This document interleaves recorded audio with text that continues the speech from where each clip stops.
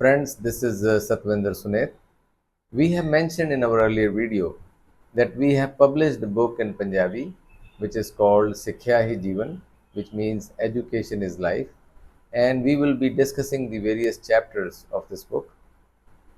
Today, we will discuss the first chapter of this book, which is called Education, the Foundation of Progress. Sikhya Tarakki Ki Bunyad.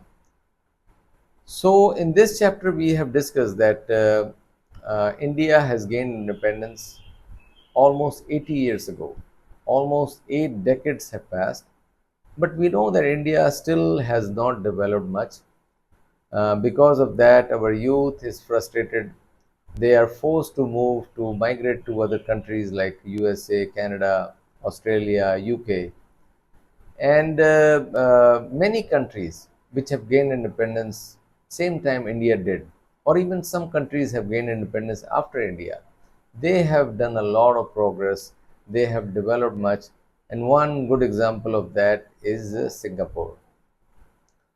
So we have tried to explain that why some countries progress, why some countries prosper, and why some countries could not make that advancement as other countries. So, if we look at the successful countries or the rich and prosperous countries in the world, whether it be USA or Canada or Japan or UK or Singapore or Korea, we find one thing or few things very common in all of these countries. First thing is, most of these countries are democracies. So, in a democratic country, you know that no one person, no one family, or organization or community holds power. It is the people who have the ultimate power. People elect their governments, and those governments make laws for the welfare of the people, and they work for all of its citizens, not just one community or one section of the society. Second thing is that these countries, which are very successful, people have morality, people have morals in them. And because of that, the level of corruption in these countries is very low. I myself have lived in Canada for a long time, sometime in Australia and USA.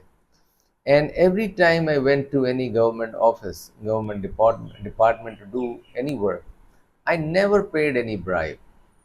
All the work was done without any bribe and very in very efficient and professional manner.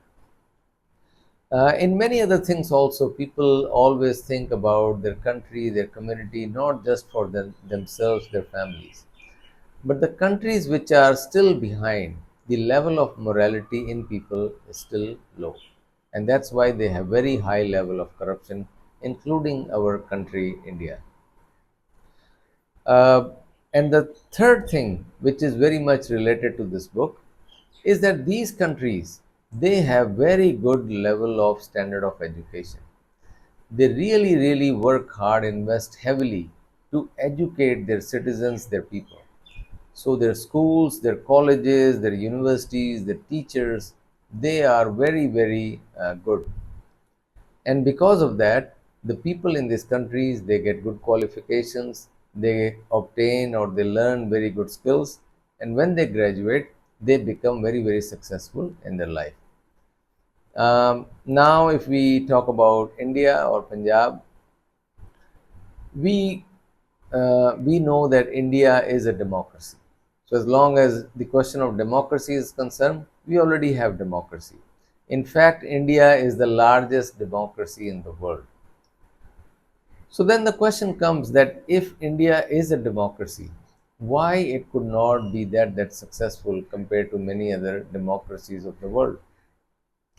And we find that the big problem now India or Punjab is facing is the question of education. Even though our country is a democracy, we are still unable to provide good quality education to all our youth, all our children.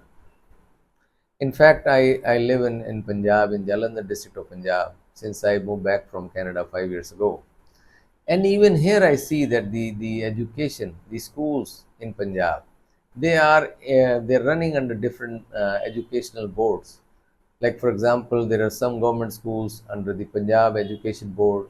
There are some Christian missionary schools under the convent schools, ICSE boards, and there are some schools which are run under the CBSE board by the central government, and most of them are managed by the private societies or trusts or families. So the level of education, the standard of education is not equal to all the children in Punjab, and so is the case in most of the most states in India. And because of that, many families, which are low income families or working labor kind of families, they could not afford to send their children to good schools, and they end up sending their children in government schools. And the level of standard of education in government schools, even though the state government of Punjab is trying very hard to improve the education, the standard of education in the schools, but still their standard is low compared to the other schools. So because of that, a big part of our population of our children are not getting quality education, and because of that, when they graduate, they don't become that successful. Uh, if they can, if they get good education, so this is a big problem. So we have mentioned in this the end of this chapter that now the future of Punjab or India now depends not on democracy, because that we have inherited from our past. Now the future of our country totally depends on the level of education we provide to our children, to our youth. So similarly, in the next videos, we will discuss the other chapters of this book. So we request you to please share this video as much as possible, so all the important information related to education could reach every family, every home. Let us come together to educate our Punjab, our India, because education is life. Thank you.